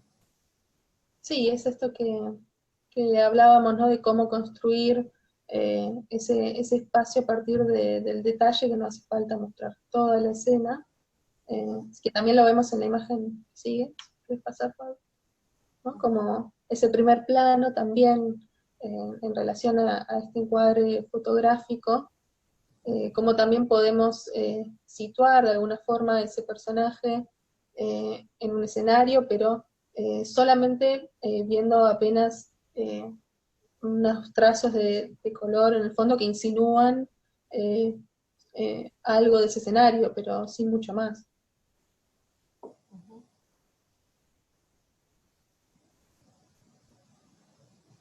Bueno, a ver si podemos terminar esta parte, es tardísimo, Inés.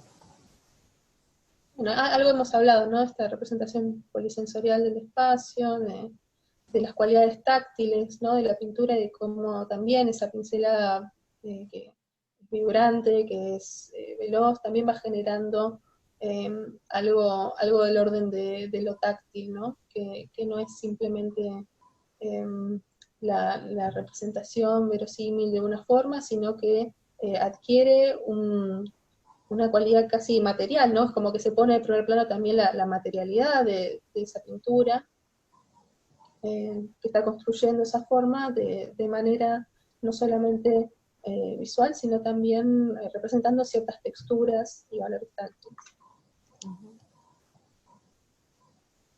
Sí, este autorretrato de Renoir siempre me parece interesante detenernos porque es como casi como un manifiesto también de esa mancha que construye la forma, ¿no? Porque es el pintor que se está pintando a sí mismo y que está en proceso de darle forma a su cuerpo en esa mancha inconclusa, ¿no? Porque no vemos casi la mano ni la paleta del pintor, o sea, es la pintura que construye al pintor, digamos, ¿no? Que construye la forma del cuerpo de ese pintor. ¿No? Bueno.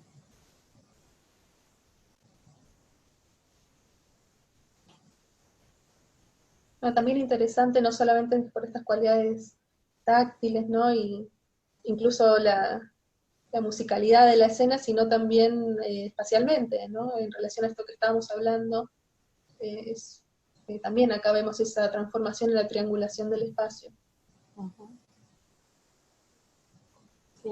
Es como pensar, así como muy rápidamente, que la triangulación del espacio en una obra renacentista o barroca, más o menos, es un triángulo equilátero cuya base está al frente, ¿no? Y el vértice está justamente de una manera frontal al fondo, mientras que acá pasamos a tener otro tipo de triangulaciones, de triángulos, ¿no? Que pueden ser isósceles o, digamos, que no necesariamente No, más de es uno incluso. ¿Cómo? O más de uno incluso.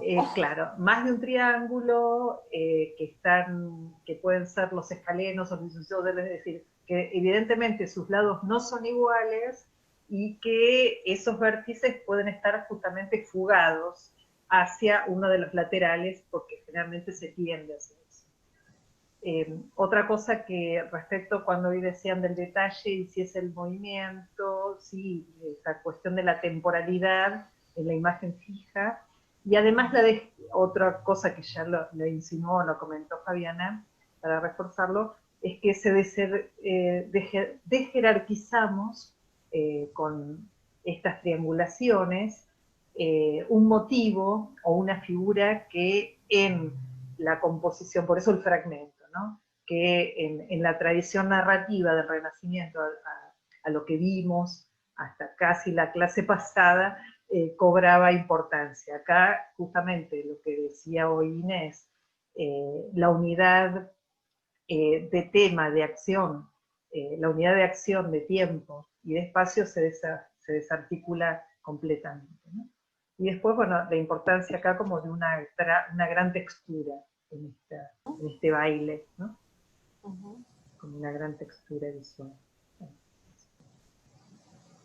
Bueno, y esto lo podemos dejar para la clase que viene, que vamos a ver color. Me parece, ¿no? ¿Te parece, Inés? Lele. Sí, sí.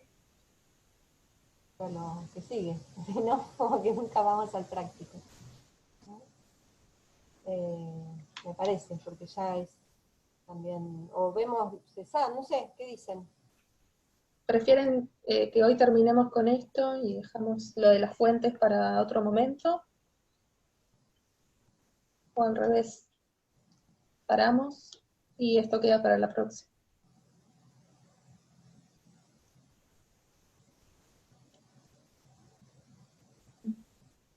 Da igual. Si quieren continuar está bien, no sé, como les parezca a los demás.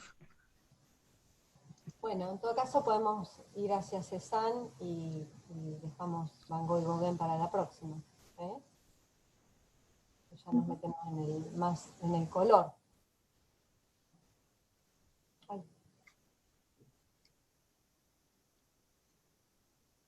No.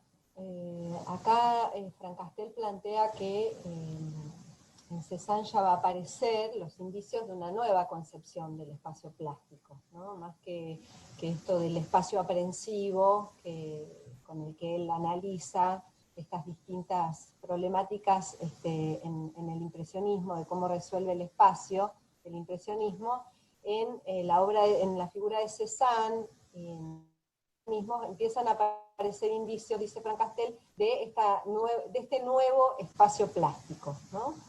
¿Qué tiene que ver con qué? A ver, los que leyeron el texto y bueno, con lo que ven también en la imagen, ¿por qué creen que aparece una nueva concepción del espacio? ¿O en qué elementos?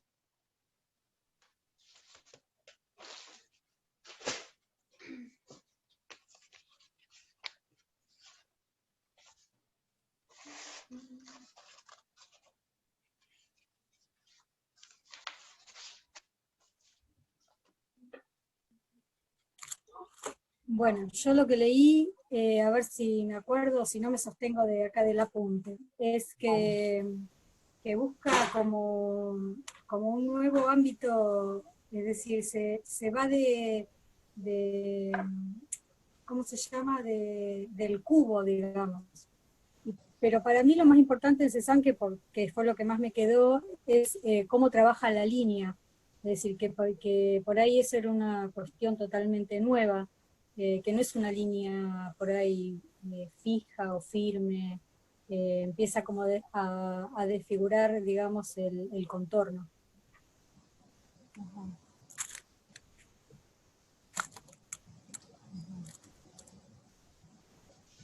A ver, ¿alguien más? Yo algo de lo que anoté, o que me gustó,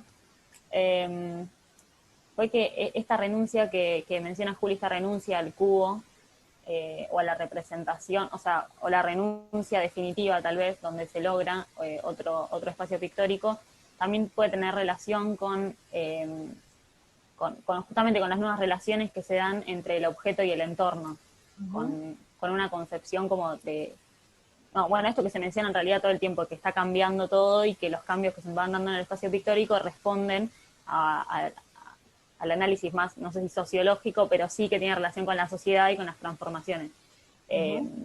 Y nada, creo que un poco en esta imagen tal vez se ve eso, como una nueva relación que se empieza a tener, y también ya el hecho de que no se intenta representar, o se deja de pensar a la pintura como una traducción del mundo, para empezar a hacer una expresión o una representación, pero no algo que se intenta copiar o traducir de lo que se está viendo.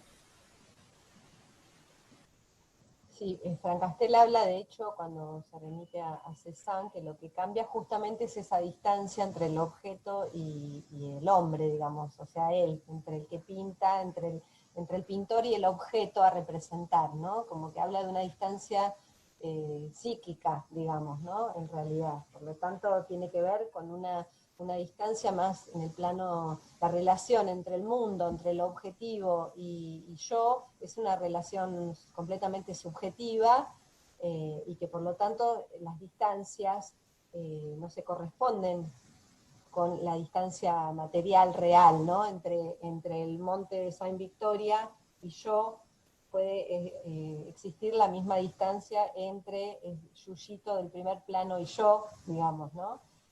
Como que hay una alteración en esa relación bueno, qué es lo que está más lejos o más cerca, ¿no? Y que lo que importa es la relación de sensible y con esos objetos, ¿no? Y que por lo tanto en la representación no voy a priorizar estas cuestiones de, bueno, lo que está más lejos se difumina la forma y lo que está más cerca se define, como todas estas convenciones, ¿no?, propias de la tradición, y directamente puedo investigar la forma del mundo, todo ese mundo allá afuera, lo puedo investigar a través de una geometrización, ¿no? Recurrir a la geometrización del mundo para poder analizar la forma del mundo, ¿no? Entonces, una forma de indagar sobre la forma desde la propia práctica pictórica, digamos, ¿no? No para, en la búsqueda de una mímesis, ¿no? Sino de, bueno, es esto, empezar a pensar el espacio plástico, justamente la pintura, como otro espacio, ¿no? Justamente. La pintura es pintura, claramente, y construye un nuevo espacio, ¿no? Entonces, en esta imagen, ¿cómo vemos eso, por ejemplo? ¿En qué elementos vemos eso?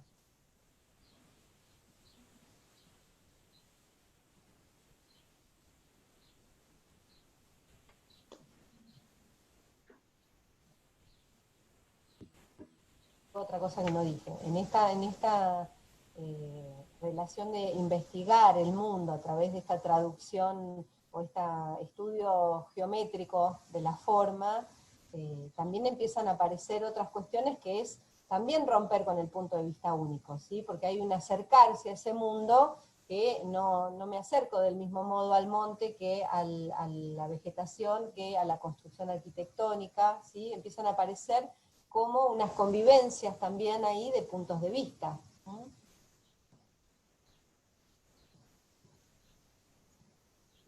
Sí, esto es algo que por ahí se ve mucho más claro, que no pusimos acá, pero en las naturalezas muertas de Cézanne, ¿no? Sí, Esa no, no. multiplicidad de puntos de vista, ahí queda mucho más claro, ¿no? Cómo me acerco a cada objeto, ¿no? Eh, desde una mirada que después se pueden poner a funcionar en conjunto esos puntos de vista, pero no de manera unitaria, ¿no? Sino como a la manera casi de un collage de miradas y de puntos de vista que funcionan dentro de una imagen. Ujú. Sí, que en esa clave entonces se lo va a considerar también bueno, el maestro de los cubistas, ¿no? Del siglo XX, Sí, porque sí, que también nos habla de ese ojo móvil también. ujú, ujú. Sí, de Yo un tengo ojo una que, pregunta. sí, Esto que hablábamos recién, por ejemplo, en esta imagen tiene que ver con que la vegetación que está delante está como más, digamos, hecha con manchas y y la construcción y esa montaña está como más nítido. ¿Tiene que ver eso, los diferentes puntos de vista? En realidad en este caso el tratamiento de la vegetación, por ejemplo en este primer plano, ¿no? Que podemos decir que es un primer plano, ¿por qué hablamos de un primer plano? Porque está más adelante, más cercano a nosotros. ¿Qué lo hace más La- cercano a nosotros? porque tapa los edificios y se superpone un poco a la montaña, está Por la como superposición, hay más acá. un recurrir a esa cuestión de, bueno, generar espacio a través de la superposición, pero fíjate que entre este primer plano, digamos, de lo vegetal, de lo verde, y el tratamiento de la pincelada del monte, no es diferente. No hay una diferencia en el tratamiento de la mancha. Lo que hay es una diferencia en todo caso en el tratamiento cromático y lumínico, ¿sí? Pero el tratamiento de la mancha y de cómo la mancha va dando forma a lo vegetal o a la roca, ¿sí? En realidad es exactamente el mismo, de esto que está allá lejos, en el fondo, lejísimo, que es la montaña, y esto que está acá en primerísimo plano, que es la vegetación que está inmediatamente cercana, ¿no? Eh, Sí. o sea, el tratamiento es exactamente el mismo. Hay una construcción de un espacio, de una profundidad, en este caso, por el uso del color y de la luz, ¿sí? Pero no del tratamiento de la mancha, digamos, ¿no? Sí, Bueno, ¿lo ves a eso? sí, sí.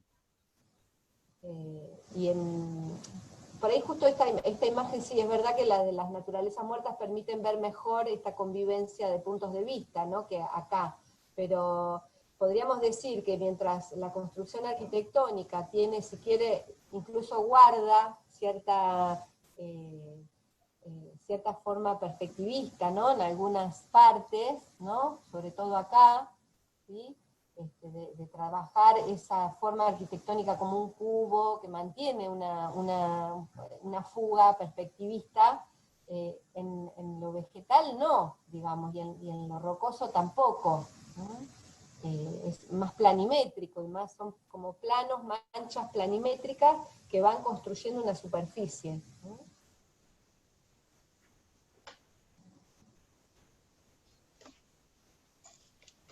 Bueno, está este también, que es este retrato de mujer, de Madame Cézanne, donde, bueno, también podemos ver cómo la figura humana también es traducida a esas formas cilíndricas, ¿no?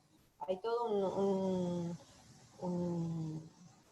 sí, como una investigación de las formas, ya sean naturales, artificiales o humanas, a través de la geometrización, ¿no? Que le permite ir componiendo ese volumen, y que va a llevar a una síntesis también de esa forma, ¿no? Y bueno, en este caso es interesante también el tratamiento de ese fondo, ¿no? Que pasa, un poco nos acerca también a la obra de Degas, de la cantante, ¿no? Donde, bueno, reconocemos algunos fragmentos que nos permiten reconstruir un espacio, un interior, ¿sí? Pero es muy plano el tratamiento del fondo.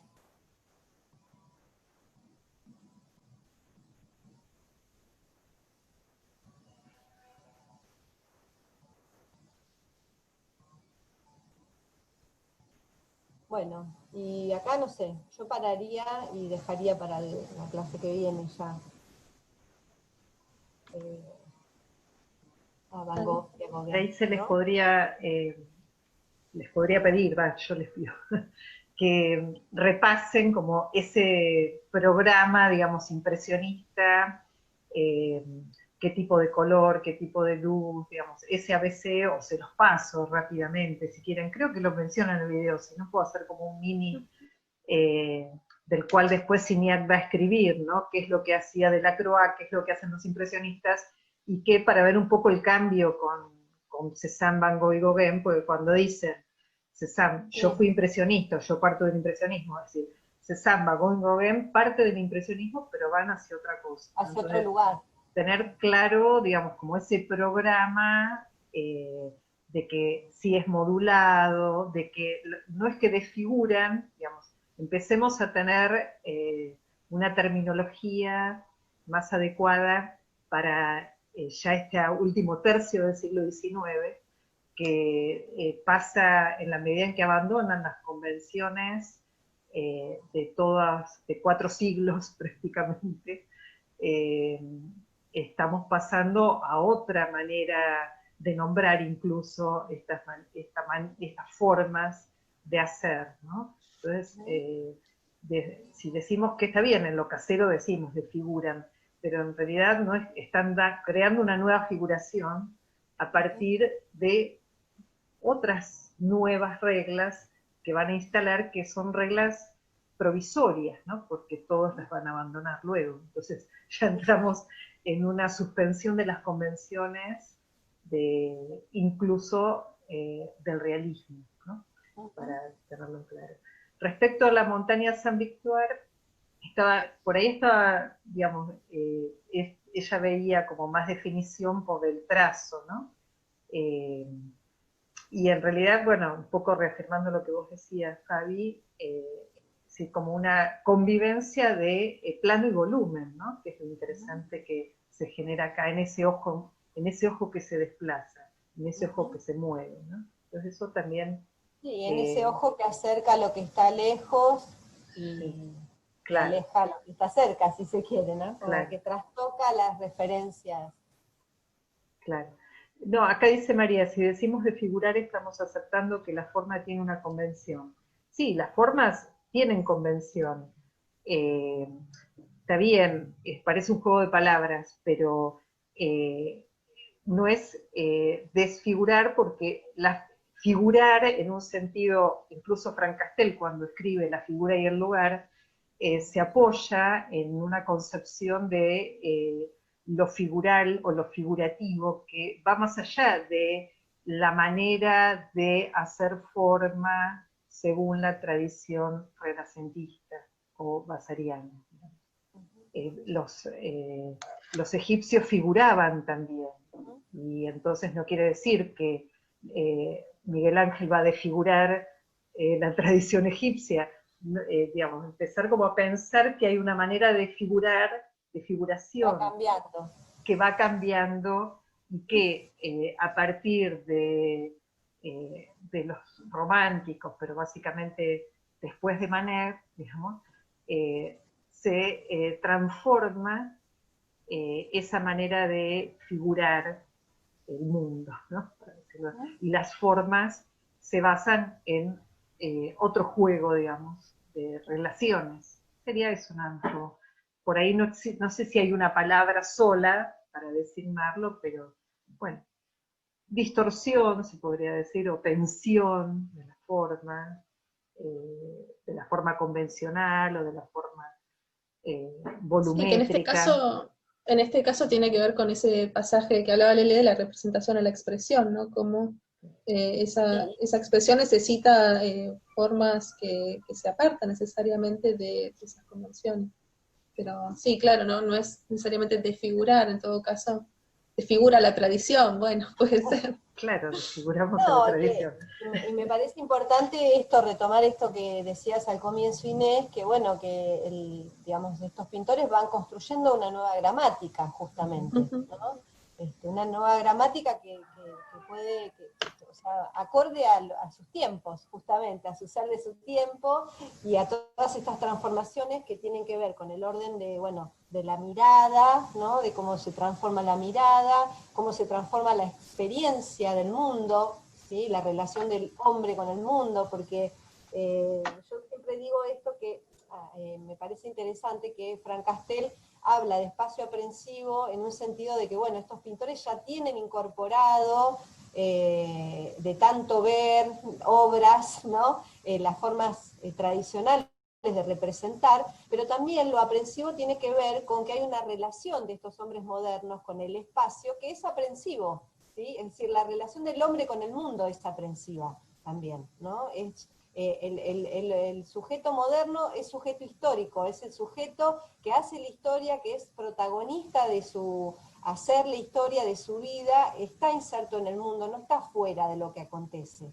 ¿no? Entonces todo ese torbellino, esa percepción que se transforma en el atravesar un territorio y mirarlo a través de la ventanilla del tren, ¿no? Esa experiencia de la modernidad, como dice Berman, también va construyendo esta gramática, ¿no? Y esta forma más aprensiva de vincularse con el espacio. Eso también es una transformación importantísima respecto de la concepción, bueno, de mundo, ¿no? El mundo para el hombre renacentista es lo que está allá, afuera, ¿no? El hombre moderno es un hombre que está en el mundo, ¿no? Y bueno, eso empieza a aparecer en estas formas de pintarlo también, claramente. Así que sí, estamos todos desfigurados en todo caso.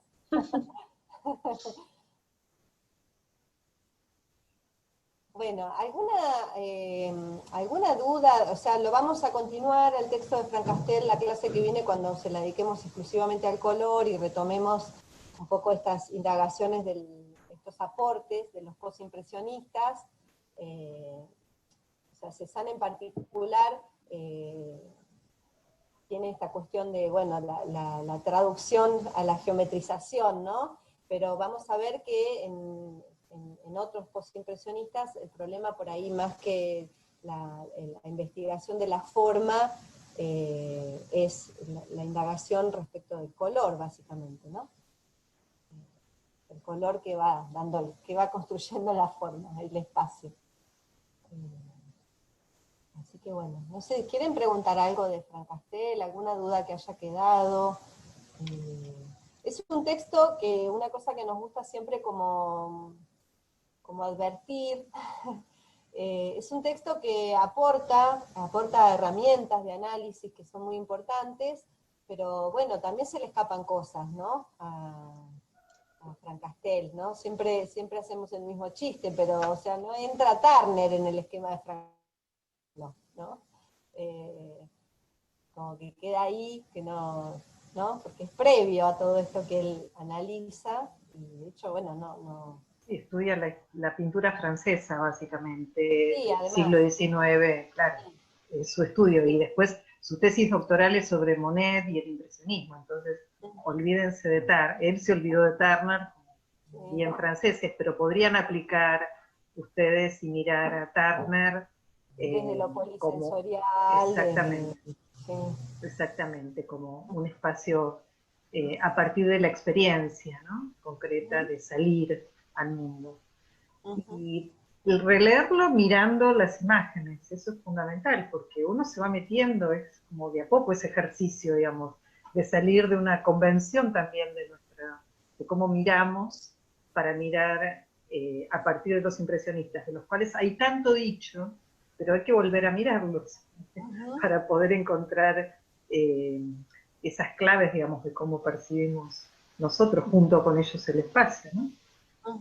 Creo que eso es fundamental, porque, por ejemplo, hoy decían al comienzo, alguien dijo, bueno, los colores, los negros y grises, bueno, aparentemente nunca utilizaron negro, sin embargo, hay obras de Monet donde hay negro, pero son negros cromáticos, no hay una idea de tonalidad, que bueno, esto lo va a explicar Fabiana la próxima, que sí va a recuperar Cézanne, ¿no? Entonces, miren cómo es el contraste lumínico en un Monet para luego compararlo el próximo jueves con Cézanne, ¿no? Ujú. Tener en cuenta esas cositas. Mirar, traten de mirar, meterse esta semana, de googlear, o mientras van leyendo el texto, de mirar algunas imágenes para ver esas.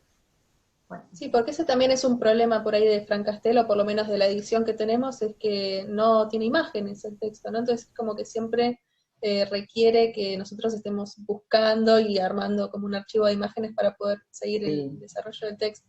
En verdad, Inés, te tengo que pasar, o lo voy a hacer yo tengo Pintura y Sociedad, el otro libro Ahí donde sí sí tiene, analizan las imágenes. claro. Lo que pasa es que por una cuestión de economía siempre hemos digitalizado el de sociología. Por eso digo que esta edición no lo pero- tiene, y es una queja que hemos recibido de algunos alumnos en otras cursadas, porque es cierto que hace más difícil la lectura sin tener la referencia directa en el Ahora libro. tenemos el beneficio de Internet. Bueno, Claro, obvio. voy a ver si puedo, lo digitalizo, porque él analiza, digamos, las imágenes en el EPIG, hace un pie de página y hace algún comentario concreto de lo que de lo que nos está diciendo. Entonces, bueno, por lo menos, no sé si todo, pero algunas se las voy a pasar. Si no lo presté, porque siempre presto los libros, lo voy a buscar. Pero bueno, en Pintura y Sociedad es donde está ahí analizado cada uno. Bueno, y no sé, si no tienen ninguna consulta, bueno, también la podemos conversar el jueves que viene, si aparece, para si alguno no lo leyó y lee el texto, bueno, lo podemos comentar la clase que viene, que vamos a continuar un poco con esto. Y respecto del práctico, que ya no vamos a poder hacer, pero bueno, lo pasamos para la clase que viene, no pasa nada. Inés grabó una clase sobre la consolidación, la constitución del campo artístico en este mismo momento del que estamos hablando, y les habíamos enviado por grupos así unos textos, unas fuentes, para intercambiar en el práctico. Así que bueno, eso lo dejamos ahí latiendo para el jueves que viene, y les preguntamos si pudieron leerlo, si lo habían leído, si vieron la clase de Inés, y si no, bueno, que lo hagan para el jueves que viene. Está resultando mucha información. Ayer hablábamos con Inés un poco de si no los estábamos aturdiendo con material, y están pudiendo seguir como el hilo de los videos que les enviamos entre semana, más la clase, digamos, más la lectura. Ese sí de Sol, no sé si es por esto o por... De sí leí o sí es mucho. Claro. No, es un sí leí, sí vi el video, y no, a mí me parece que no es mucho. A veces, al menos a mí, que yo voy como medio al día porque tengo muchas materias, se me complica un poco cuando suben los videos tal vez tipo martes o miércoles a la noche, o yo también los veo tarde, y nada, como que medio que estoy antes de la clase tal vez viendo, pero no, yo vengo bastante bien de lectura. Como que aparte voy reforzando con Argan, entonces como bien creo. Bien, Argan hay que tenerlo ahí al lado siempre. Sí, creo porque te ordena bastante también. A mí me va como que me gusta para ir siguiéndolo. Sí, lo de los videos nos pasa, o sea, lo aclaramos esto porque, o sea, hemos tenido problemas técnicos, digamos. Nosotros no es que tenemos organizada la materia en formato virtual desde antes y entonces tenemos todo hecho. Lo vamos haciendo en la medida en que vamos viendo que no llegamos en la clase también a ver algunas cosas, entonces las grabamos aparte, y a veces, bueno, como pasó con este de campo, que se los pudimos subir el martes, ¿no, Inés? A la noche. Sí, Pero que fue una odisea porque nada, no funcionaba el programa, no lo podía bajar, Claro. entonces por eso se demoró, pero sí, en general tratamos de subir los videos de la clase a más tardar el viernes, y bueno, Claro. estos videos para complementar también, como que tengan una semana o más o menos una semana para verlo. Sí, el video de la clase, tengan en cuenta que se graba, pero después lo tengo que comprimir Y la Hoy no lo comprensión grabamos. a veces lleva 5 horas, a veces llevan 2, Claro. depende del programa trucho digamos, que encontremos en línea. Entonces a veces es muy rápido, pero a veces no. Entonces eso dificulta. Lo mismo que la grabación de los videos, por ahí son de 30 o 40 minutos, pero tardó, digamos, en cargarse un montón. Entonces a veces se puede. A Además veces nos se lleva puede con tiempo. tiempo armarlos, o sea, no es que somos expertas en dar clases virtuales, y es todo un ejercicio de traducción, no es lo mismo dar una clase presencial que grabar en un video corto contenidos que por ahí nos tomamos 2 horas para conversarlo. Entonces, eso también lleva un tiempo. Más ¿no? espontáneas. ¿Eh? Más espontáneas, entonces, grabar una clase en Zoom y listo. Puede ser, Sí, puede sí, ser. es una posibilidad. Pero Bueno, también estamos en ese aprendizaje, ¿no? sí, En particular a mí me está costando recién a casa, entonces también todo eso tiene que ver, ¿no? Como, complicado. bueno, nos disculpamos en algunas demoras, pero tienen que ver con un poco las condiciones en las que estamos trabajando, que no son las óptimas ni para ustedes ni para nosotras. Sí, igual creo que también quiero como remarcarlo porque, nada, está bueno también decir como lo que está bueno porque no en todas las materias sucede. Y no, que a mí me parece que está re bueno igual esto de que graben videos, porque también te da uno, al menos yo lo digo desde mi lado, como de poder ir parando, ir googleando, escribiendo, y está re bueno que tal vez en el teórico eso no se da, y a veces temas que son tal vez más expositivos o que sobre un tema en específico está bueno que se grabe, que lo suban, y después que esta instancia de encuentro sea como más de diálogo o de charlar otras cosas, y no sé, a mí me parece que eso está bueno. Como que también te da a cada uno de poder tomarse el tiempo para poder ir parando y poder, no sé, aprendiéndolo de otra manera, qué sé yo, con más tiempo. Sí, yo quería agregar a lo que dice Sol que sí, a mí al menos los videos me sirvieron mucho también para ir acompañando la lectura con esto de las imágenes también, como ir en simultáneo mirando y leyendo y de poder ir pausándolo y después volver y demás al menos a mí esos videos que suben me sirven un montón.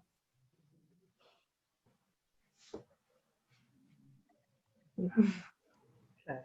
Bueno, hay variedad, Qué digamos. bueno que les sirvan. Claro, hay temas que dan como para abrir y explorar en el futuro para ustedes, y hay otros que son más puntuales, qué sé yo, por ahí eh, capaz que este repaso, digamos, del ABC del impresionismo es como redundante, porque hay muchísimo material en YouTube que ustedes pueden ver, molesta por ahí como hablan los españoles, qué sé yo, pero de pronto, bueno, hacer una síntesis de 2 o 3 cosas puntuales pueden servir. Pero creo que, bueno, en este punto, también por parte de ustedes, pueden complementarlo mirando material de los museos o de YouTube, y nosotros focalizar en los aspectos que consideramos centrales, ¿no? Que tienen que ver con el nuevo espacio y el color que lo incorporamos este año, digamos, como algo que a mí me parecía que era importante remarcar, porque damos por supuesto un montón de cosas que ustedes ven en las materias, y por ahí, bueno, hay que armar el rompecabezas, ¿no? En algún momento, pero también hay un cambio sustancial a partir del tratamiento del color o de los elementos plásticos, creo que hay que enfatizarlo, porque después ustedes leen los teóricos, como decíamos, que hablan de una narrativa moderna, y es literatura de literatura de literatura, ¿no? Entonces, esta apuesta que nosotros pretendemos, bueno, que cada cosa que estamos diciendo se fundamente a partir de lo que estamos viendo, o que pueda servir, después podemos liberarnos y hacer una especulación, digamos, y dar rienda suelto a nuestro ensayo, si se quiere, ¿no? Por eso también el ejercicio de ensayo. Pero el punto de partida es la imagen, ¿no? No es lo que Danto o Francastel dicen de la imagen, a pesar de que toda la historia del arte se construye sobre la base de una literatura artística, ya lo leyeron ustedes, en la medida en que podemos recuperar la imagen, para nosotros es fundamental, ¿no? Como volver a mirar para poder complementar, discutir o ratificar lo que, bueno, otros autores ya han consagrados, ya han hecho, ¿no? Por eso siempre nos resulta tan amigable Argam, ¿no? Porque ese es el punto de partida. Bueno, eso nada más, y por ahí también se les puede encargar a ustedes alguna presentación a partir de una imagen, ¿no? Podría ser igual lo que otro vamos a hacer, ejercicio. Son varias propuestas de clase. la clase que viene les vamos a presentar, sí, la que viene creo, ¿no, Inés? El trabajo que sigue, trabajo práctico 2, en el que ustedes van a tener que trabajar ya así, en esta clave. Esto último, y hacer un trabajo sobre el espacio plástico, concretamente, y sobre este pasaje de la representación a la expresión, ¿no? Así que bueno, pero eso el jueves que viene se los presentamos, y bueno, va a ser el último trabajo práctico que les vamos a pedir para entregar. Son 2 más el coloquio final, digamos. No va a haber otro. Bueno, muy bien. Pero bueno, sí, ver si podemos, la clase que viene, tener el práctico de campo y que hablen ustedes de las fuentes. Me parece importante, sí, por eso hoy planteamos el texto de Francastel, que cada vez hablen ustedes un poco más. Por eso hoy pensamos que era bueno trabajarlo así.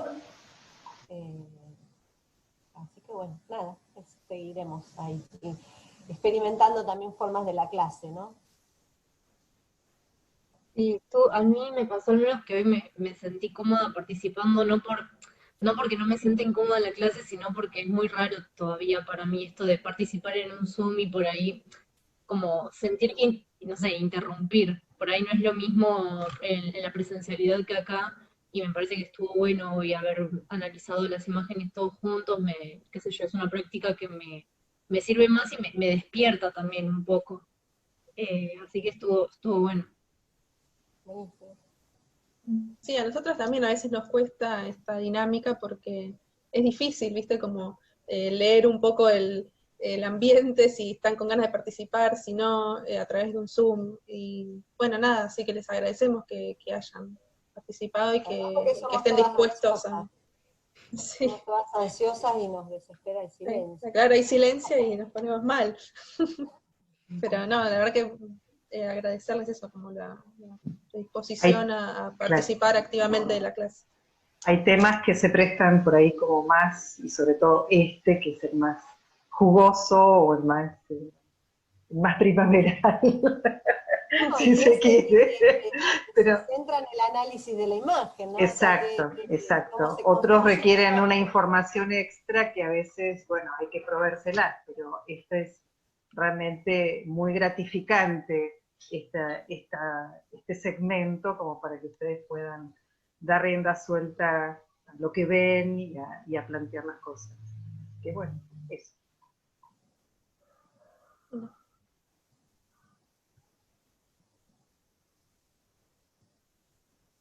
Estamos por ahí. Creo que no la grabamos a la clase hoy, ¿no?